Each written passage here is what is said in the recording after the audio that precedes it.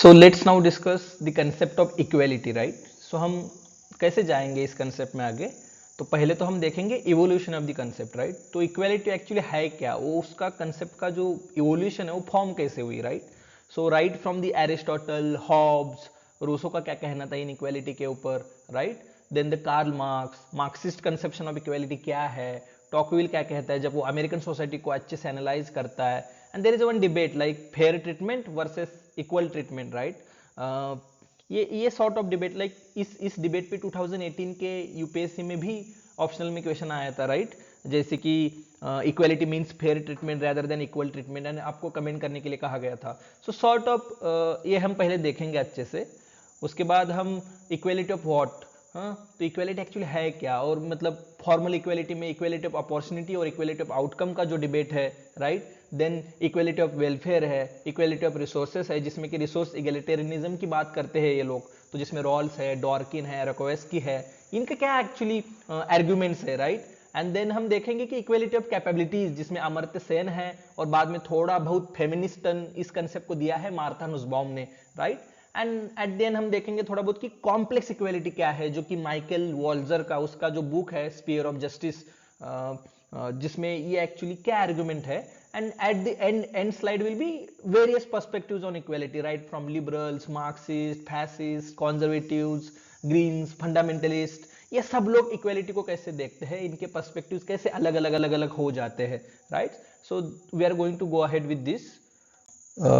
So first thing is like what is equality, right? So equality as a concept, it is like in general term, equality is a relationship between two or more persons or groups regarding some aspect of their life.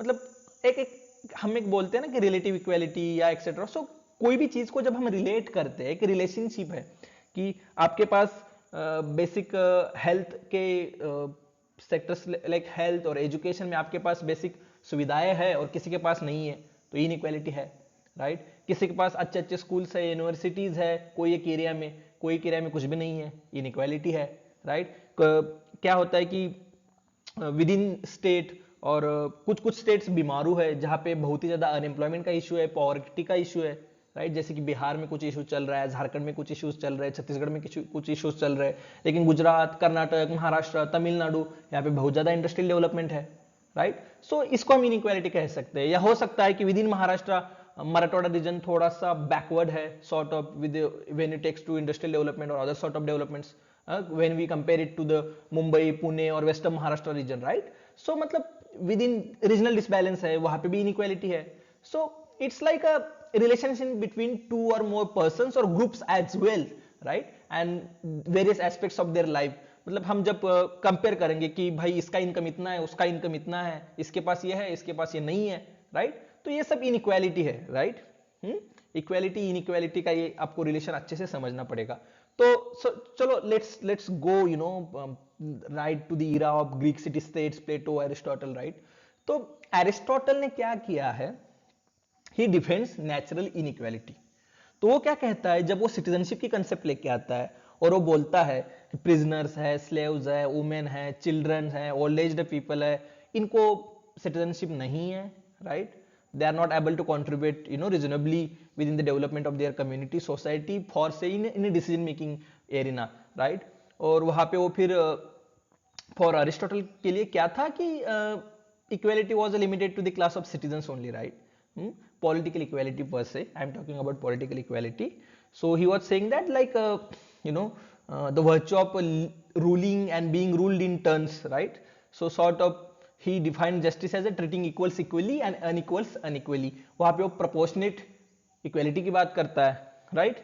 उसके बाद फिर उसका जो politics का book है वहाँ पे वो difference between citizens and then slaves, between mens and women, इस सॉर्ट ऑफ एक डिफरेंशिएशन करता है, right? So police was restricted to only citizens, right? So ये एरिस्टोटल का पूरा कंसेप्शन था. उसके बाद फिर हॉब्स आता है, राइट? लिवायतन लेके आता है. हॉब्स का जो पूरा नर्चर हमने ऑलरेडी देखा है कि कैसे civil war, unrest, threat to the life, वहां से उसका पूरा कंसेप्शन है एक स्टेट ऑफ नेचर में. लेकिन वो क्या कहता है कि all are equal, natural equality between all human beings, they all are morally equal.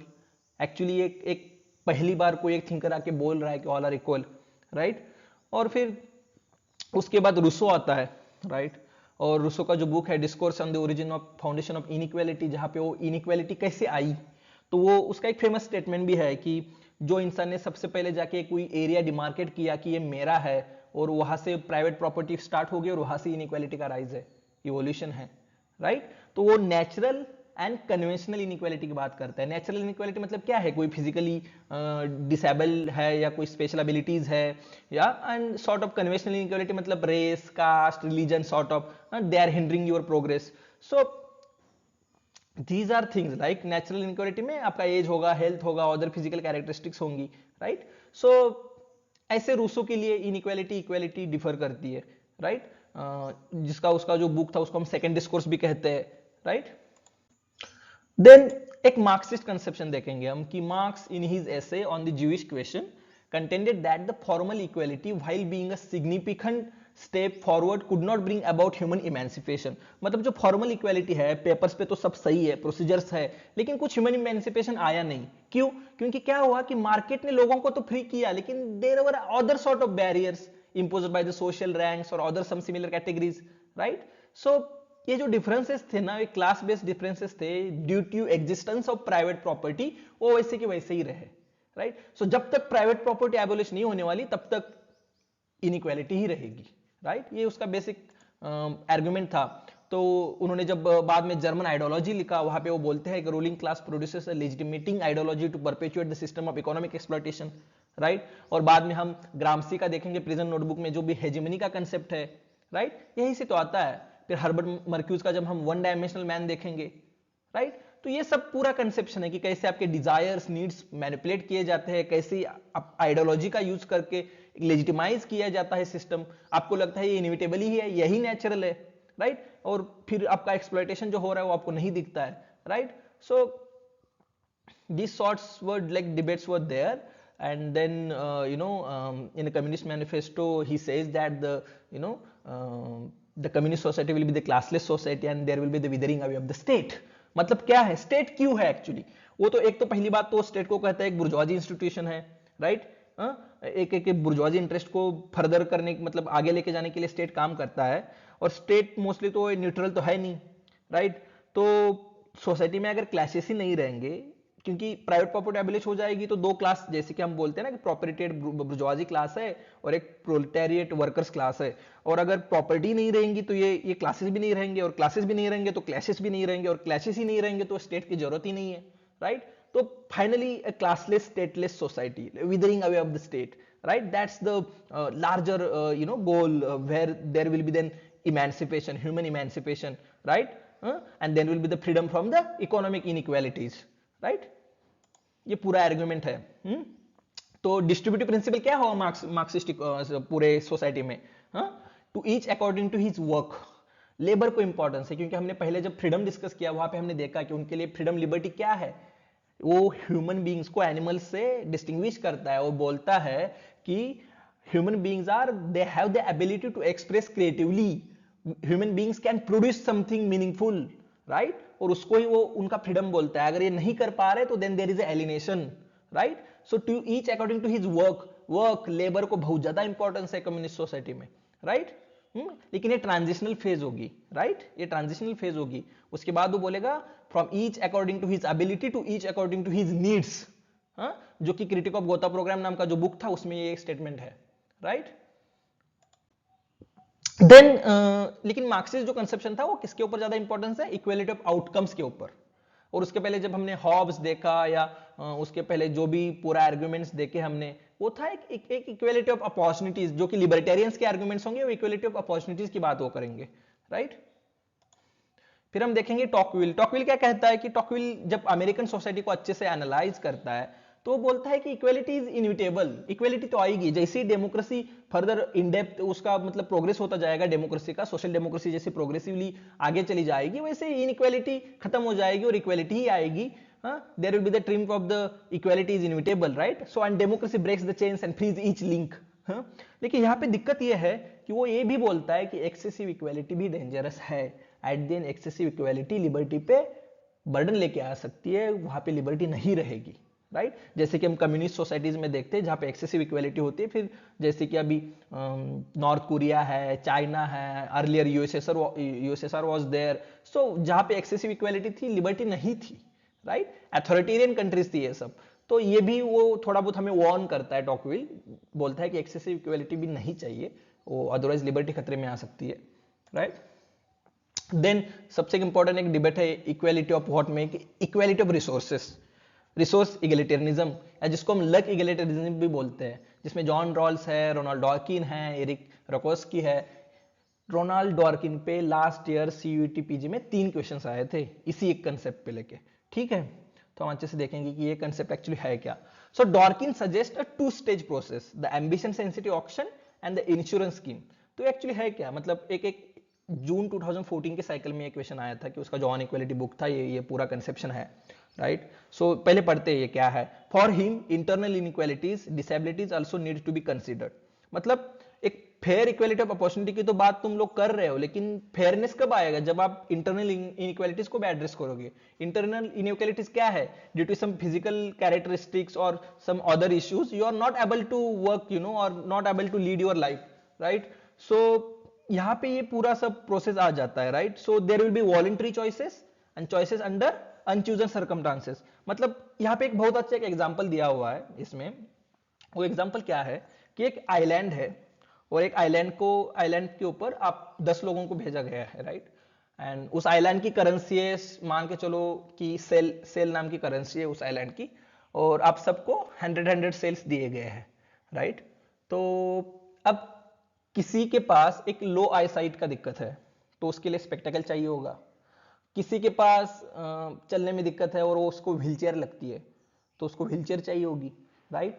तो फिर क्या होगा, उसको वो बोलता है ये एक ब्रूट लक है, मतलब एक बैड ब्रूट लक है। अब इनके पास जो भी 100 सेल्स है, इसमें से सब्सटेंशियल अमाउंट ये खरीदने में चला जाएगा, स्पेक्टेकल खरीदने में चला जाएगा या व्हीलचेयर खरीदने में चला जाएगा।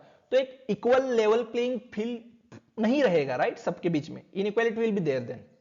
इसके लिए अल्दो एम्बिशन सेंसिटिव ऑक्शन तो होना चाहिए, लेकिन बाद में कंपेंसेशन भी होना चाहिए, एक इंश्योरेंस स्कीम भी लेके आता है जिससे ये जो इनइक्वालिटी है उसको एड्रेस किया जाएगा, एक ब्रूट लक को एड्रेस किया जाएगा, राइट। तो उसके लिए फिर प्रोग्रेसिव टैक्सेशन होना चाहिए वगैरह वगैरह, डिबेट आगे चली जाती है। हाँ, तो ये पूरा कंसेप्ट है डॉर्किन का, resource egalitarianism, ambition sensitive auction, the insurance scheme, ये सब है, ठीक है। ये अच्छे से हमने समझ लिया अब क्या है डॉर्किन का actual argument, right. Then Edward Bernstein का इवोल्यूशनरी सोशलिज्म बुक था। देन टोनी जो है जो इक्वालिटी का बुक लिखता है, उसमें वो एक मार्क्सिस्ट नोशन है, right. So the project of socialism is therefore to build a common culture and that common culture will provide the basis for the social cohesion and solidarity. So इसके और कुछ books थे जैसे कि the acquisitive society, equality, the radical tradition etcetera R Tawney के, right. And then Anthony Crosland का book था the future of socialism and socialism now, right. अब हम देखेंगे कॉम्प्लेक्स इक्वालिटी। कॉम्प्लेक्स इक्वालिटी में क्या है, राइट, क्या है कॉम्प्लेक्स इक्वालिटी, जो कि स्पीयर ऑफ जस्टिस नाम का बुक था माइकल वॉल्जर का, वहां पे वो कॉम्प्लेक्स इक्वालिटी की बात करता है, राइट। तो कॉम्प्लेक्स इक्वालिटी को समझने से पहले हमें एक्चुअली इक्वालिटी ऑफ कैपेबिलिटीज को थोड़ा बहुत समझना पड़ेगा, जो कि अमर्त्य सेन का कंसेप्ट है, सीयूजीपीजी 2021 में आया था। तो जो कैपेसिटी थ्योरी है ना, ये doesn't give importance to the commodities और the pleasures on the one we derives from them, right. So it stresses on the people's opportunity to make use of them to achieve a well-being, right. तो commodities को इतना ज्यादा importance नहीं दिया गया है। तो लेकिन जो रॉल्स का पूरा कंसेप्शन था, वहां पे वो पहले लिबर्टी की बात करता है, फिर इक्वालिटी ऑफ अपॉर्चुनिटी की बात करता है, फिर डिफरेंस प्रिंसिपल की बात करता है, और फिर डिफरेंस प्रिंसिपल में जो गुड्स का डिस्ट्रीब्यूशन होगा। हाँ, तो यहाँ पे वॉल्जर बोलता है कि ये जो गुड्स हम डिस्ट्रीब्यूट करने जा रहे हैं, इस गुड्स के जो सोशल मायने होते हैं, एक मीनिंग होता है, वो सोसाइटी में डिफर करता है, राइट।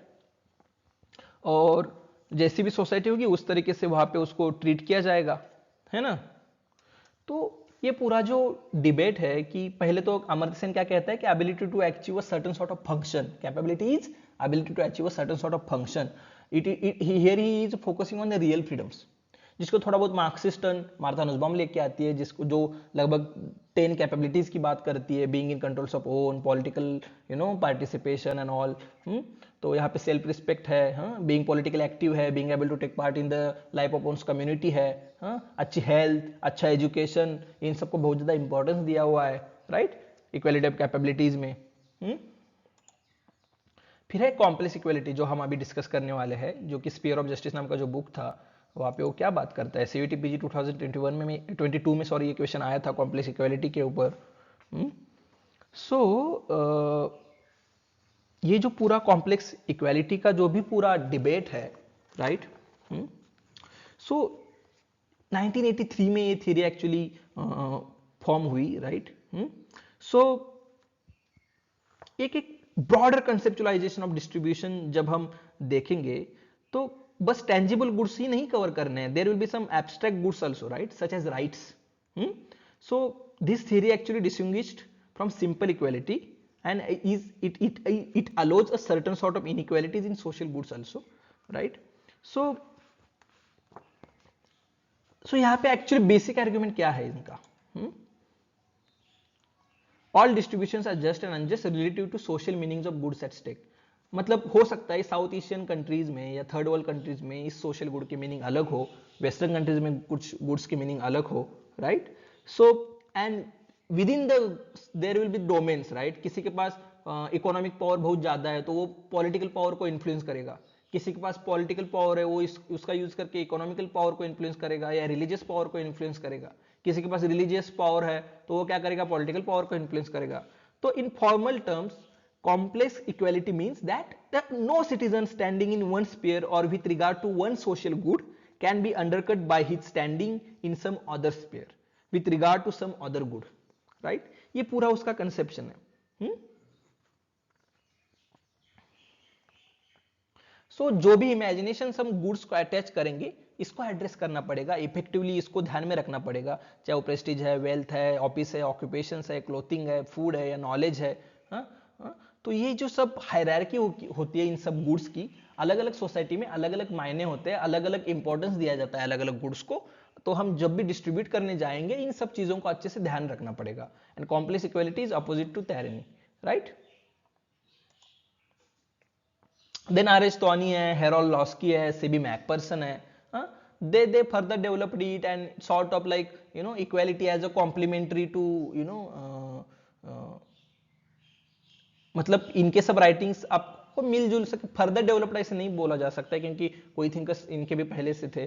तो मतलब ये जो पूरा डिबेट था अमर्त्य सेन से लेके या माइकल ऑल्जर है या ये सब थिंकर्स है, अरिस्टोनी, हेरोल्ड लॉस्की, सीबी मैकपर्सन, इनके सब के लिए equality and liberty are complementary principles, right. और एंटीथेटिकल किसके लिए है, जो भी लिबर्टेरियंस है, राइट, हायेक है, फ्रीडमैन है, ये सब जब नॉजिक है, ये सब लिबर्टेरियंस है, इज़ाया बर्लिन है, इनके लिए equality and liberty are antithetical to each other.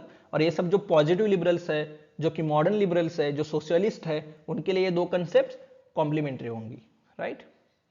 So is Michael Walzer and उनका जो बुक है। तो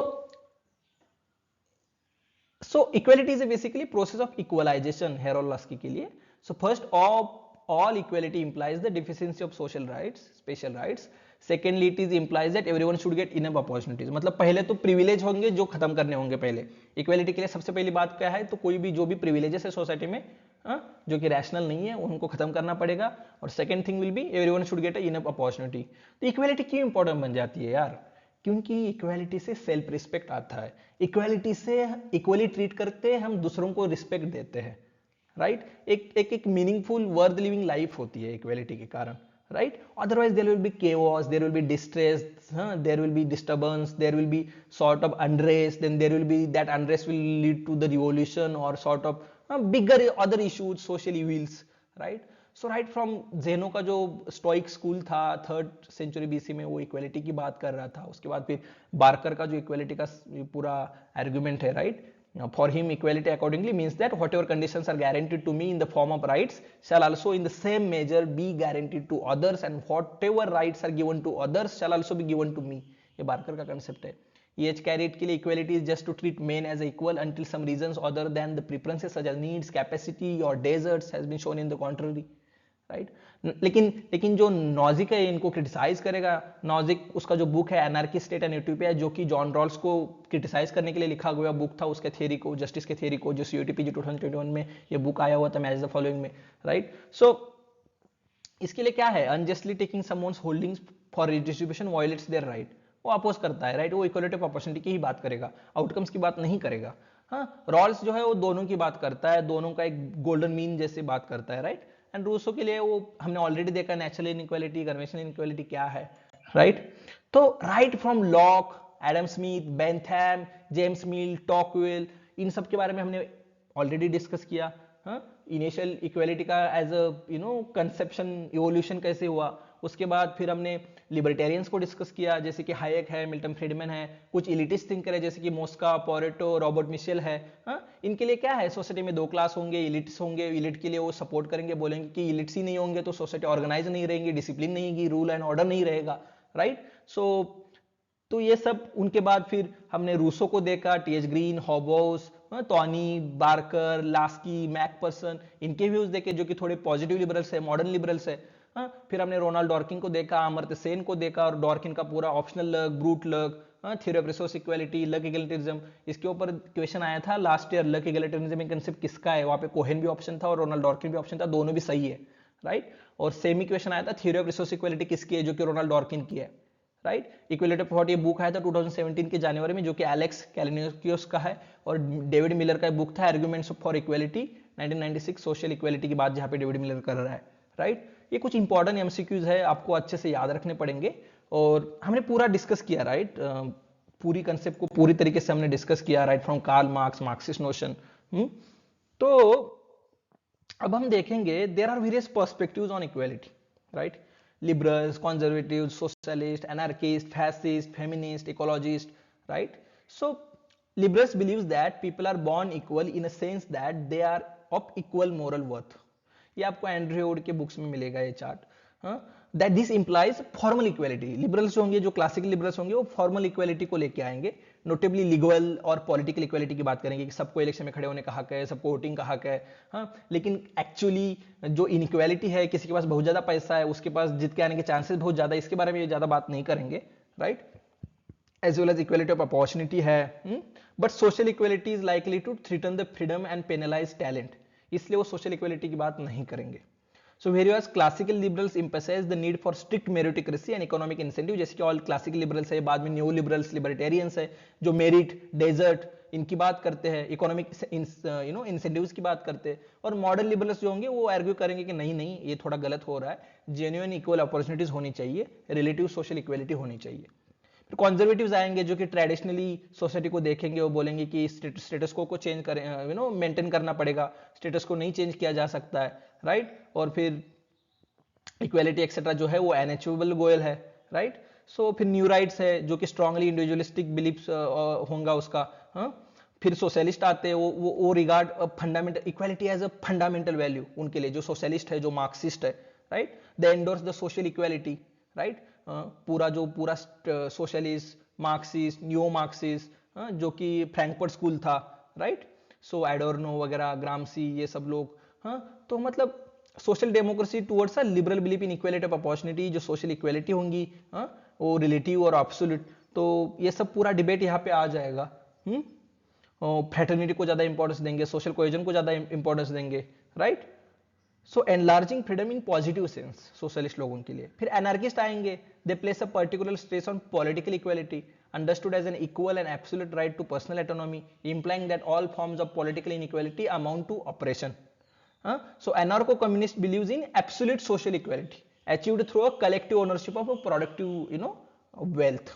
Then fascist आएंगे, like Nazi, fascist या authoritarian, dictatorial ये जो होते हैं लोग, they believe that the humankind is marked by the radical inequality. Radical inequality humankind में birth से ही होती है, both between leaders, some are born to lead and some are born to being ruled, and the followers, and between the various nations और races, हमारी race superior है, हम ही superior है, right. तो फिर वो कास्ट का घमंड होगा, या रिलीजन का घमंड होना, या रेस का घमंड होना, राइट, या जेंडर का घमंड होना। Then there is a various other notions as well.